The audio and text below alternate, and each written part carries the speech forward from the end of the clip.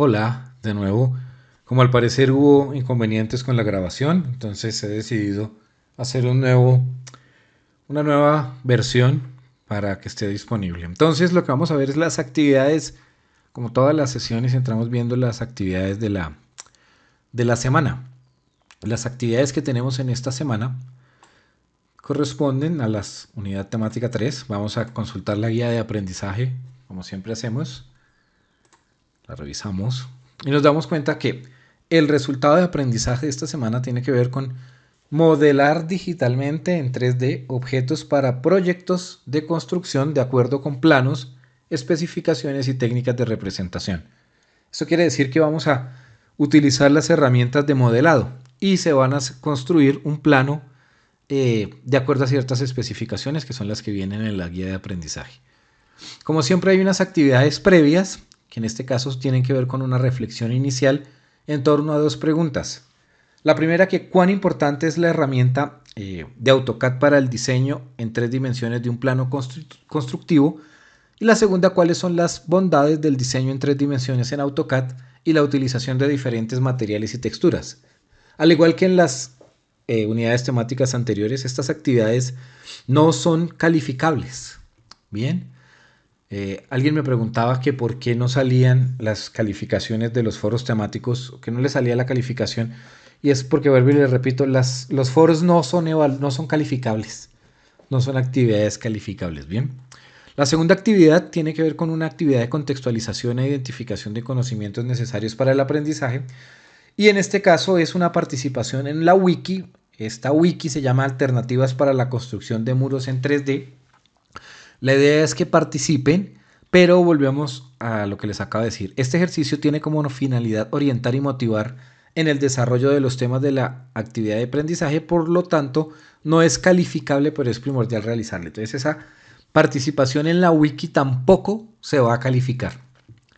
Las otras actividades, estas sí ya son calificables, son por un lado un taller que es construcción de un laberinto dice que hay que utilizar la herramienta Polysolid, o el polisólido en español, y se debe entregar un laberinto que cumple las siguientes características. Debe tener una entrada, una salida verdadera, dos salidas falsas, y el desplazamiento del punto de entrada al punto de salida debe ser mayor a 500 unidades de dibujo, bien sea en milímetros, centímetros, metros, lo que se tenga.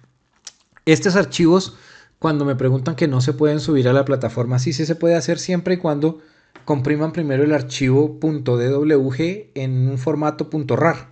Entonces lo comprimen, adjuntan el archivo .rar y ya no tienen inconveniente en el envío. Y la última actividad ya es la participación en un blog, que es el estudio de caso modelando en 3D mi habitación.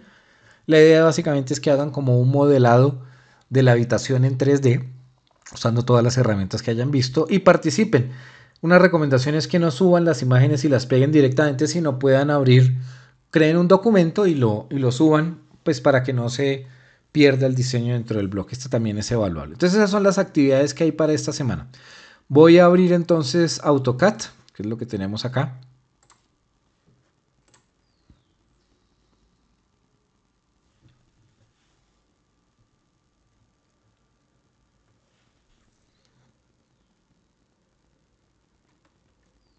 Listo, entonces aquí ya abrí AutoCAD. Vuelvo nuevamente a lo que teníamos, a usar la plantilla de AutoCAD ISO 3D. Y voy a hacer los ajustes de siempre. Voy a dar la vista estructural. Voy a decirle que tengo una visión, una vista isométrica. Bien. Esto me gusta es porque tiene el conjunto de X y Y, pues a la derecha y a la izquierda como estamos acostumbrados. Hoy vamos a ver, la vez pasada habíamos visto las herramientas de textura, estas herramientas de generación de sólidos rápidos, textura, cilindro, cono, esfera, pirámide, cuña y toroide. Hoy vamos y hicimos la introducción a esta extrusión. Hay otras herramientas, el solebar, la revolución y el barrido.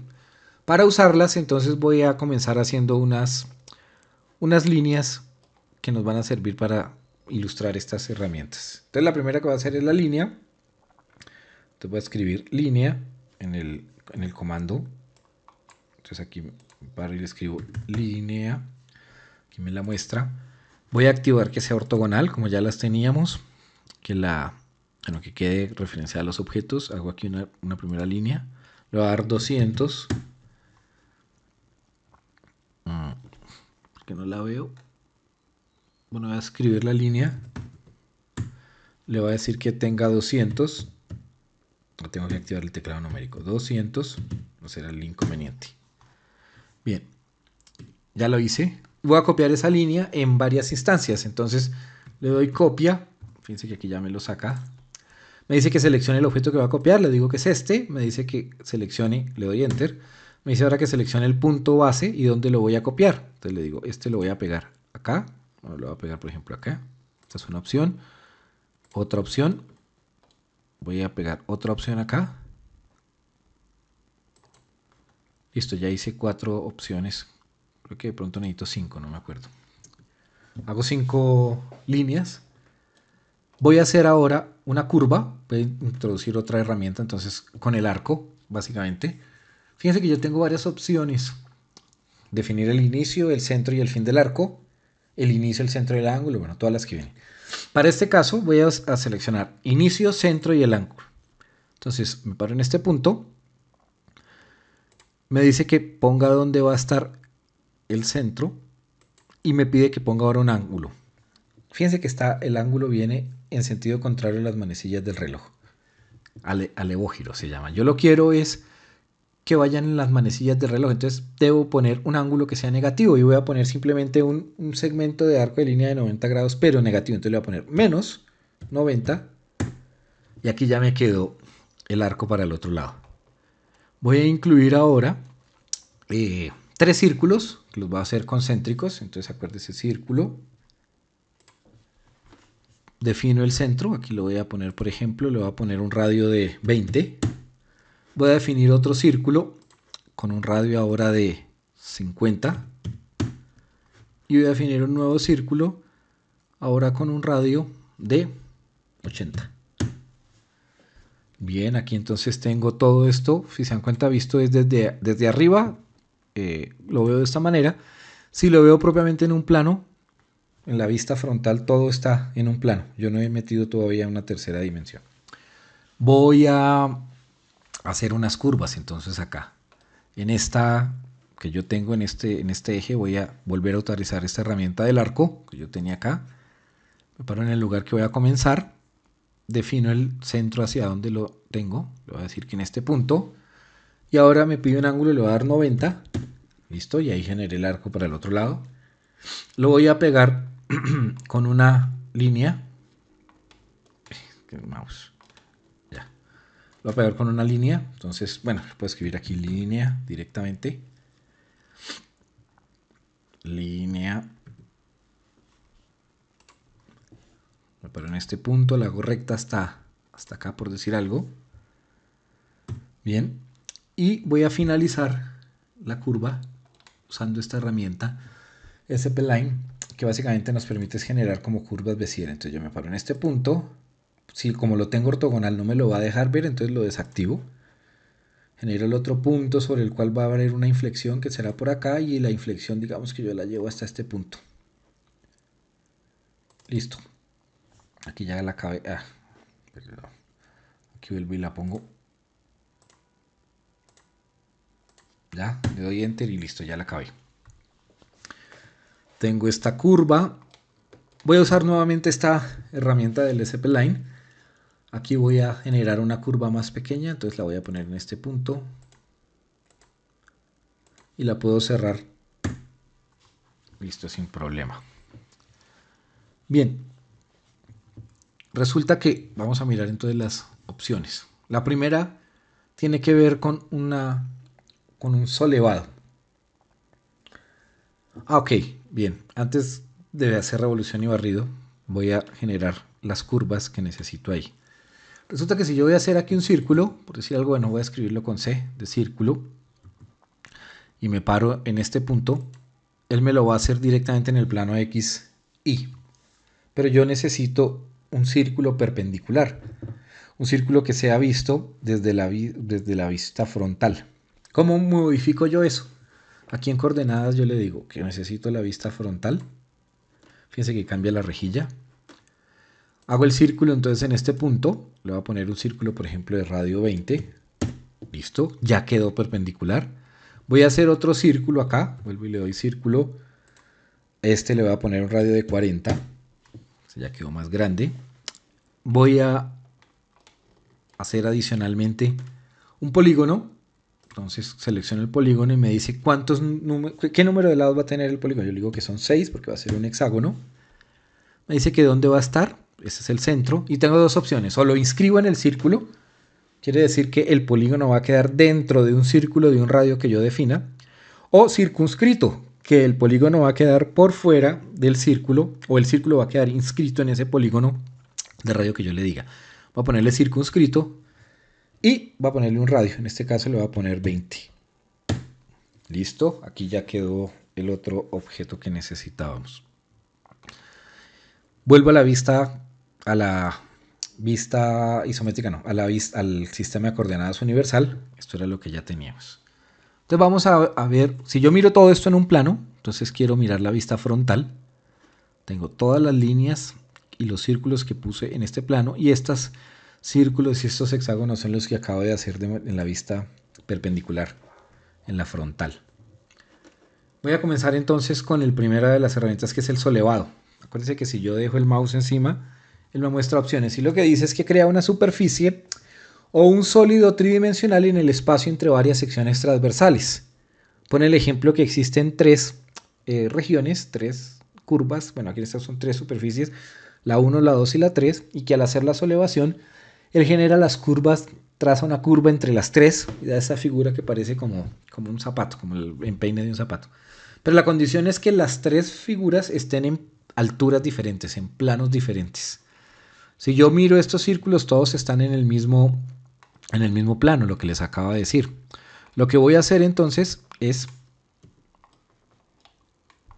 subir los círculos. Entonces, este círculo yo lo selecciono. Con la herramienta de desplazar el gizmo, yo le puedo dar, bueno, voy a activar el ortogonal para que me quede más fácil. Le digo que este me lo ponga a una altura, por decir algo, de 50. Deselecciono, vuelvo, tomo este y este le digo que me lo ponga a una altura ya no de 50, sino de 100. Entonces, cuando yo lo mire en la vista frontal, fíjense que yo aquí tengo cada uno de los círculos. Estos son los tres círculos. Pues lo que pasa es que los veo directamente sobre el plano. Entonces ya están en tres planos diferentes. Cuando cambia la vista conceptual, básicamente va a quedar exactamente igual porque no he hecho ningún cambio. Entonces le doy la primera opción, solevado, y me dice que ponga en orden las tres superficies sobre las cuales voy a hacer el solevado, o la solevación, mejor dicho. Entonces, primera curva será esta, segunda esta, y la tercera será esta. Él me genera una curva y le doy Enter. Y me dice que qué opción necesito. Yo le voy a decir que solamente me genere secciones transversales para que me quede robusta. Entonces le doy selección y ya. En la vista alámbrica no me la va a dejar ver, solamente me muestra las superficies y la curva. Pero si yo lo cambio a la vista conceptual, yo ya sí tengo la figura que acabo de generar. Incluso, mire, desde un plano, aquí alcanza a verse. Desde la vista izquierda, pues tendré exactamente lo mismo, pues otra curva porque es simétrica. Y listo, ese es el solevado. La segunda opción que quiero poner acá ya tiene que ver con la revolución. Entonces la revolución lo que hace es, fíjense que crea una superficie o un sólido, puede ser de las dos maneras, a través del barrido de una curva, bien sea 2D o 3D alrededor de un eje. Entonces aquí hay una curva que es esa que viene con el número 1 y un eje que es el que viene identificado con el número 2. Entonces voy a utilizar la herramienta de revolución. Aquí le voy a dar sim. Y me dice primero, designe los objetos que se van a revolucionar. Entonces yo le digo, es esta curva, esta recta y esta line que yo había hecho. Cuando ya los haya acabado, es que más me molesta, le doy Enter. Y ahora me dice, defina un eje. ¿Cuál es el punto inicial del eje? Voy a decir que va este. El punto final del eje será este. Y yo me comienzo a mover y ahora me pide un ángulo. Como lo que quiero es que gire completamente sobre el eje, los 360 grados, entonces le doy 360 y él generó esta figura. Fíjese que esta figura es hueca. Si yo la miro por el lado izquierdo, pues yo lo veo como una copa. Si la miro de frente, yo aquí alcanzo a ver el hueco. Técnicamente esto incluso me lo muestra como una malla. Nótese que me lo muestra como una malla, porque lo hice sobre una superficie. Pero tengo más opciones. Puedo decirle, vamos a hacer una revolución. Ahora voy a coger esta curva que está cerrada, le doy Enter, tomo esta curva, el primer punto, el segundo punto, y ahora yo no le voy a dar los 360, sino le voy a dar 180, por decir algo. ¿Para qué le di 180? Para que se note que fíjense que este ya es macizo. Como era una superficie cerrada, al revolucionarse, lo dejó completo, lo dejó macizo, ya no tiene la vista de malla que es esta. Entonces aquí yo he revolucionado una curva que queda hueca, queda como una malla, mejor dicho, y una superficie cerrada que queda maciza. Esa es la herramienta de revolución. Y la tercera posibilidad es la herramienta barrido.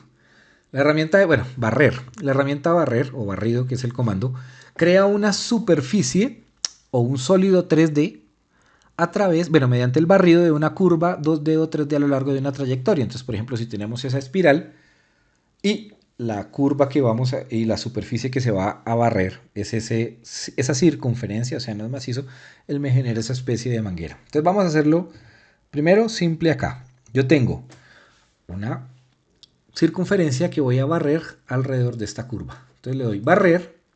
Me dice que seleccione el objeto que voy a barrer, que será esta curva, esta curva, le doy Enter.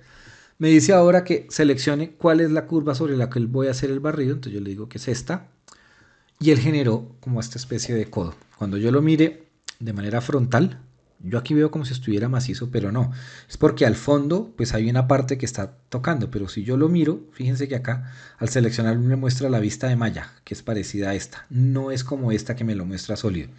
Este tipo aquí me quedó, esta curva aquí me quedó, como les digo, como una malla, es solamente una superficie.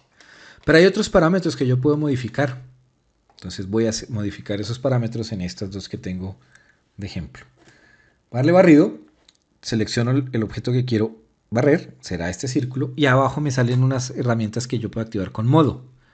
Entonces yo le digo, en este caso ya no la quiero sobre una superficie, sino sobre un sólido. Entonces le doy el sólido y puedo definir un punto base, que será básicamente este punto base, y ahora me dice que seleccione la trayectoria de barrido, que será esta. Cuando yo le doy la vista frontal, ahí sí ya veo que esto es macizo. De hecho, al momento de seleccionarlo, fíjense que ya no lo muestra como una malla, voy a hacerle zoom acá, sino lo muestra continuo. Entonces yo ahí le pude modificarla, por un lado esa posibilidad para decir que le estaba cambiando un modo, para decir que lo necesitaba era como sólido. Y voy a mover otras opciones acá, aprovechando este hexágono.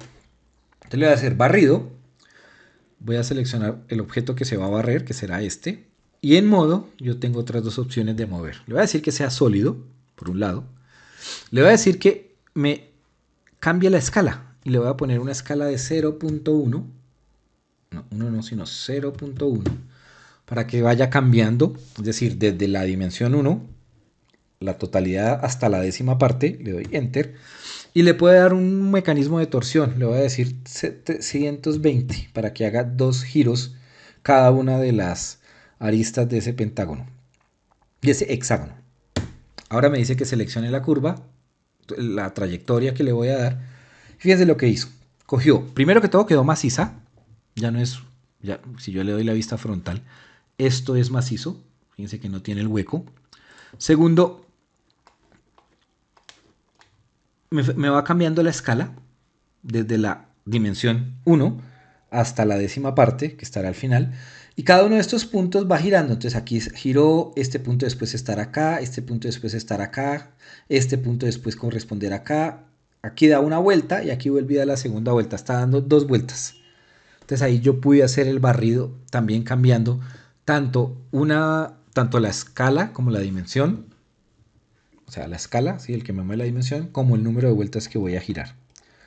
Este objeto que yo tengo acá entonces lo voy a mover solamente por facilidad. Aquí lo voy a dejar. Y voy a hacer ahora unas espirales.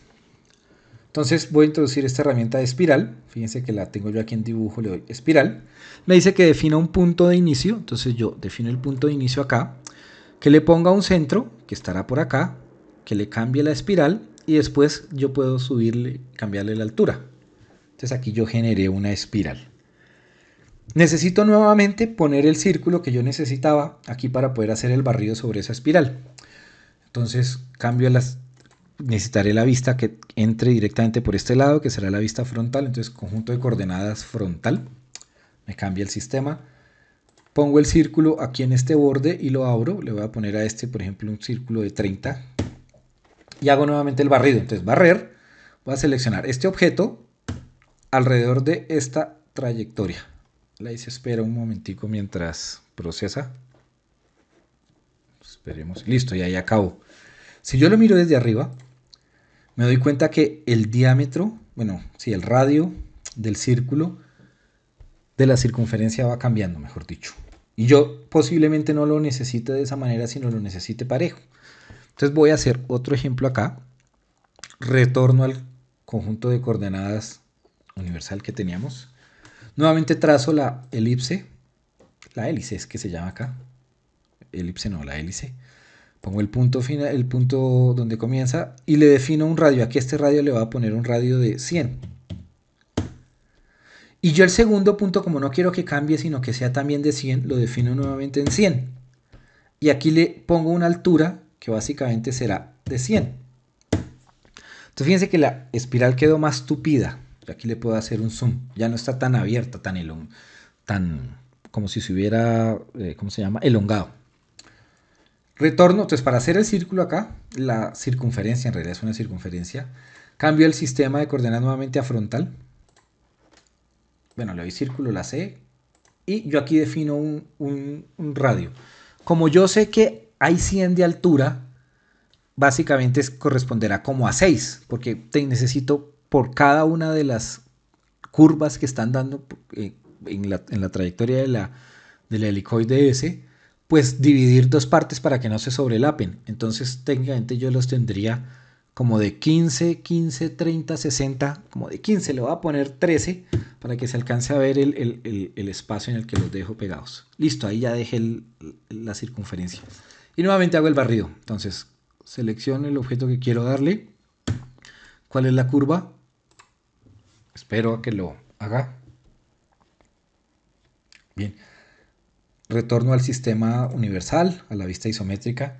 Aquí, primero que todo, está más tupido. Fíjense que está menos elongado. Y si yo lo miro desde arriba, el valor del radio no va cambiando. Siempre es igual. Entonces ahí yo pude hacer una modificación también del radio. Si yo lo miro en la vista frontal, pues tendré las espirales, lo que tenía, las figuras, las maneras en las que las giré. Y entonces con eso ya hemos visto estas herramientas que nos faltaban bueno, la extrusión ya la vimos la semana pasada. Hoy tenemos solevar, revolución y barrer y los modos y los parámetros que se pueden modificar. Vamos a componer ahorita una herramienta que es la herramienta polisólido.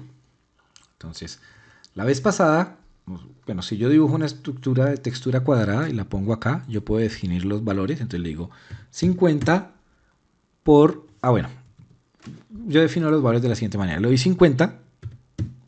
Le doy Tab para poner el otro lado, le doy 50 y ahí sí ya le doy Enter y ahí ya puedo poner a hacer un valor hacia arriba que yo le voy a definir aquí, por ejemplo, de 50. Yo tengo esta figura. Esto tiene la ventaja que yo la puedo modificar. Si yo me paro en estos puntos, fíjense que yo la puedo alargar. Me puedo alargar para este lado también. Ahí la modifiqué de esos dos valores. Cancelar. Voy a cancelarlo para dejarlo de 50 por 50, que era el valor que yo ya tenía, que me quedaba como más fácil de entender. Incluso, bueno, no, si lo voy a dejar más largo, 50, y aquí lo voy a subir un poquito. ¿Dónde está el puntero del mouse? Acá. Lo voy a traer, voy a darle más un porque si no, no veo. Cuando ya lo tenga acá, entonces este sí lo puedo... Cuando ya lo tenga aquí, ya lo puedo comenzar a modificar. ¿Dónde está el puntero del mouse? Ya, lo voy a traer un poquito. Listo. Bien, este me sirve es como de guía, ya les muestro para qué. Voy a hacer entonces ahora, voy a introducir la herramienta polisólido. El polisólido lo que permite es generar una estructura similar a muros en 3D de manera continua. La explico inicialmente con esta que ya hemos visto la semana pasada, que era la polilínea. Yo con la polilínea puedo generar una línea Incluso puedo darles una curva, lo que necesite acá. Aquí yo puedo darle entonces un arco, fíjense. Puedo definir el arco hasta este punto y cerrarlo. Cuando yo la seleccione, fíjense que él me seleccionó todo como una sola línea. No me la generó como varias líneas segmentadas, sino una sola. Con la ventaja que esto yo lo puedo modificar, ¿no? Entonces lo agrando, bueno, lo modifico a este punto también lo puedo mover hacia acá, etcétera. Yo las puedo mover, pero siempre va a ser un solo objeto. Es decir, es continuo. Aquí yo lo voy a borrar. La poli, el polisólido hace exactamente lo mismo, pues, pero en 3 dimensiones. Entonces yo lo voy a seleccionar. Yo puedo definir unos valores. Yo le voy a poner una altura. Entonces voy a poner una altura de 100. Voy a definir un ancho de 50. Y comienzo a trazarlo. Fíjense que entonces aquí tiene 100 y 50. Y sobre esto yo voy a hacer, por ejemplo, un valor de 500. 500 a este lado. 500 a este lado. Y lo cierro. Si le doy 500, sí. Fíjense que aquí quedó esto como un solo objeto. Si yo le doy la vista estructural, él me lo muestra no como una malla, sino como un objeto continuo. Vuelvo a la vista conceptual. Entonces voy a hacerlo ahora nuevamente para acá. Entonces selecciono, le doy 500, 500, 500. Como me muevo hacia este lado ya no me puedo mover los 500, sino tengo que quitar 2 partes. Entonces le doy 400. Para facilitar esto yo le voy a dar la vista superior. Listo. Aquí entonces me muevo otros 400. Bajo. Ahora, ¿cuánto tendré que bajar? Aquí bajaré ahora 300, que lo quito. Para este lado me tengo que ver otros 300. Subo, pero ya no serán 300, sino serán 200. Hacia la derecha me muevo 200. Puedo bajar 100. Y me puedo mover hacia la izquierda otra vez otros 100. Le doy Enter y ya lo tengo. Cuando yo lo mire, entonces desde arriba, fíjense que yo tengo como una especie, obviamente esto es como una entrada por este lado y simplemente terminaría ahí, ¿no? Pero yo lo pude hacer de manera continua. En algún punto yo puedo seguir abriendo huecos, o sea, abriendo espacios y seguir llenando con otra polilínea. Por ejemplo, si yo tengo este objeto que ya definí y lo muevo directamente aquí en el eje, aquí por ejemplo, bueno, no se me lo voy a dejar pegar porque yo lo tengo aquí activo al objeto de referencia, entonces lo desactivo. Aquí ya lo puedo poner más fácilmente. Puedo moverlo si lo quiero, pongamos cerca aquí, más cerca al centro. Le doy la vista superior para darme cuenta si se está moviendo o no, si se intersectan. Bueno, aquí yo lo puedo dejar más al centro para que sea más claro lo que acabo de hacer. Cambio la vista nuevamente. Y entonces yo lo que tengo es la primera estructura a la cual yo le puedo quitar la segunda estructura. Entonces puedo utilizar la herramienta de diferencia. Selecciono el objeto del cual voy a generar la diferencia, lo que le voy a quitar después. Y fíjense que abrí como una especie de puerta. Si yo lo miro por el lado izquierdo, aquí tendré ese objeto recortado. Ese mismo procedimiento lo puedo yo repetir con con esta especie de laberinto que ya había generado. Bien, ahora les voy a mostrar otra posibilidad. Entonces, yo voy a abrir un ejemplo que envió un aprendiz de un laberinto. Si yo lo veo, básicamente se ve bien así. Si yo comienzo a mirar cada una de las vistas y les hago zoom, me comienzo a dar cuenta que estas paredes, fíjese que a pesar de que esto se intersecte en este punto, por decir algo, él sigue entendiendo que cada uno de estos objetos son independientes, no los entiende continuos. Porque AutoCAD, a diferencia de otros programas como SolidWorks, cuando se mezclan así, se intersectan, él los vuelve una sola estructura, ¿no? AutoCAD los permite diferenciar. Tan así que si yo quiero después, puedo seleccionar este objeto y lo puedo mover sin ningún problema. Bueno, aquí lo alargué.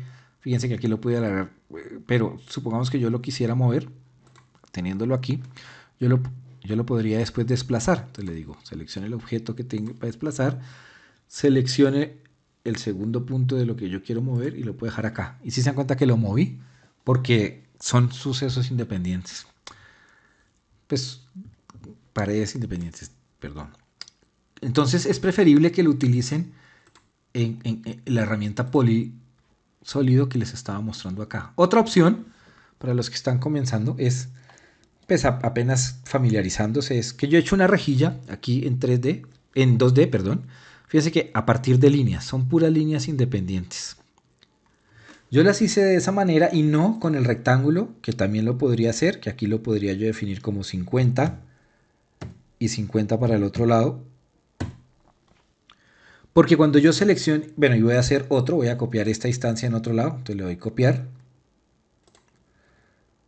Me dice que seleccione el punto de desplazamiento, entonces voy a decir este y voy a poner otro, por decir algo acá.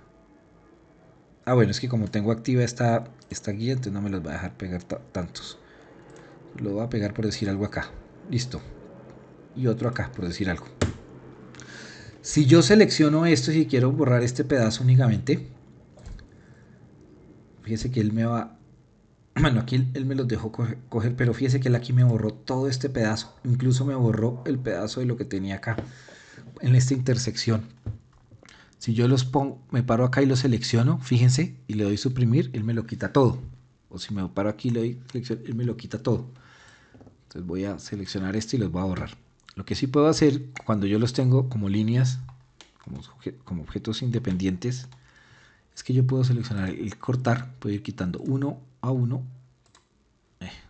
cortar uno a uno, o puedo trazar la curva, es decir, quíteme todos estos, quíteme ahora todos estos, y con eso construyo esta especie de laberinto. Yo cuando hice este laberinto, lo hice con un número par de lados. Esto tiene 10 por 10, pero resulta que para efectos prácticos el laberinto tiene un muro afuera, un muro un lugar por el que se transita por la mitad y otro muro al otro exterior. Entonces tiene 3, siempre debe ser en múltiplos de 3 o en múltiplos impares, en números impares, perdón. 3, 5, 7, 9, 11, etcétera. Por eso cuando yo comencé a quitar aquí unas opciones me quedó esta pared muy gruesa, porque yo pues, lo hice con un número par. Pero lo que me interesa aquí es que cuando yo ya tenga esta estructura, a partir de esta yo podría volver a hacer lo mismo que había hecho y comenzar a extruirlo. Si yo le doy extrusión, fíjense acá, o la presionar estirar y me paro sobre esta pared, él solamente me selecciona una pared y ese no me va a servir. Yo necesito darle presión estirar y ubicarme en un punto al interior, fíjense acá, donde no está ninguna de las aristas, le doy clic y ahí sí yo ya le puedo dar una altura, le voy a dar una altura por ejemplo de 15. Este objeto, cuando yo lo mire desde la vista estructural, es macizo, no, o lo voy a mostrar desde arriba.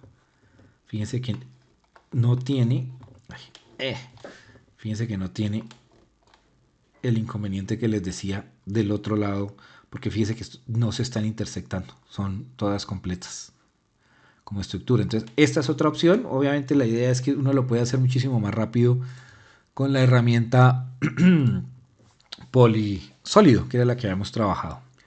Entonces, con estas herramientas, bueno, quedaría, entonces ya vimos toda esta parte de modelado, que era el propósito de la actividad de la guía de aprendizaje. Si yo doy en la pestaña de sólido, fíjense que me vuelven a salir las mismas, unión, barras, pero no comprimidas. Y tengo la opción de superficie. Para la superficie aplican lo mismo. Yo puedo tener una malla plana, entonces le doy aquí, por ejemplo, 200, tab 200. Él me la generó, bueno, aquí me la puso. Yo aquí la voy a mover sobre este lado. Creo que le di fue otro valor, pero bueno, aquí ya la tengo. Sobre esta yo puedo entonces hacer una extrusión, pero fíjense lo que ocurre. Si yo le doy extrusión a esto, él técnicamente me deja solamente las paredes, como si fuera una caja. No me la dejó completa, porque esta extrusión es extrusión de tipo malla, ¿bien? Sobre una superficie. Yo puedo tener la misma malla, generar nuevamente una malla plana acá, por decir algo esa. Y si voy a la parte de presión y estirar, este sí me lo deja, 20 era que le había dado, no me acuerdo cuánto. Esta sí me la dejó maciza. Entonces, aunque si yo le cambio la vista estructural, abajo sí veo la malla. Entonces por un lado tendría una malla, pero en la otra parte sí será maciza. Bueno, entonces esas son las herramientas y con eso creo que se puede comenzar a trabajar. Lo otro que vamos a mirar es las cotas. Entonces yo puedo definir una cota. Técnicamente, cuando yo venga aquí a la parte de visualizar, yo tengo la opción de darle en anotar. Tengo la opción de generar una cota, entonces le digo, este será el punto de inicio, este será el punto final, una distancia sobre la cual la voy a poner, le voy a poner a 100. Si le di 100 o le di como 1000 creo que fue. Voy a borrarle y lo voy a hacer nuevamente porque no me di cuenta. Lineal, el punto de inicio, para que se vea aquí pegado al objeto, entonces le activo nuevamente el punto de inicio, el punto final, una distancia le voy a dar 100. Listo, bueno sí, si eran 100, ese era el valor de 100, salió muy largo para la medida que tenía. Voy a poner otra cota de este punto a este punto, entonces aquí ya no le voy a dar 100, sino le voy a dar, por ejemplo, 50. Ahí me las generó, pero obviamente esta la voy a mover más, porque me quedó muy pequeña. La voy a meter, por ejemplo, hasta ahí, listo. Fíjate que la letra es muy pequeñita, ¿no? Aquí me sacó el valor, pero yo no lo alcanzo a ver. Yo puedo modificar el valor de esas cotas dándole aquí en la opción de cotas. Epa. En la opción de cotas hay una parte que dice administrar estilos de cota. Voy a darle uno nuevo. Voy a poner este estilo prueba, uno de prueba. Aquí yo puedo definir entonces valores como las líneas. ¿De qué color quiero las líneas? Entonces digo, la línea de cota la quiero, por ejemplo, amarilla. Fíjense que él me muestra amarilla. La línea de referencia la voy a poner, por ejemplo, verde, solamente para diferenciar, para que vean lo que les estoy cambiando. Me dice si yo las quiero quitar la línea de referencia o quiero quitar la línea, cada una de las líneas de referencia, pero pues yo las voy a dejar para que sea más práctico. Los símbolos yo puedo dejarlos como flechas o les puedo dejar también como que queden oblicuo grueso, que también se utiliza mucho, él me las deja iguales. Y el texto, si aquí tiene una altura del texto de 2.5, yo a duras penas lo alcanzo a ver, lo voy a cambiar, obviamente le voy a poner un valor superamente exagerado, pero es para que se vea el cambio, le voy a poner 10. Le doy a aceptar, le doy cerrar, y selecciono este objeto y le digo que el criterio que tiene esta ya no es la ISO, sino va a ser la que yo le puse prueba. Hago lo mismo con esta y le digo que esta es la que tiene prueba. Fíjense que aquí me dejó lo que yo tenía. Ahí me las dejó. Esa sería la manera de generar esa cota. Bueno, ahí la agrandé. Y ahí ya se alcanzan a ver cómo se hacen esas líneas de cota. Después miramos unas cosas de cotas en 3 dimensiones. Entonces nada, eso es todo por hoy y espero que lo usen, lo aprovechen y envíen las actividades, aprovechen el fin de semana.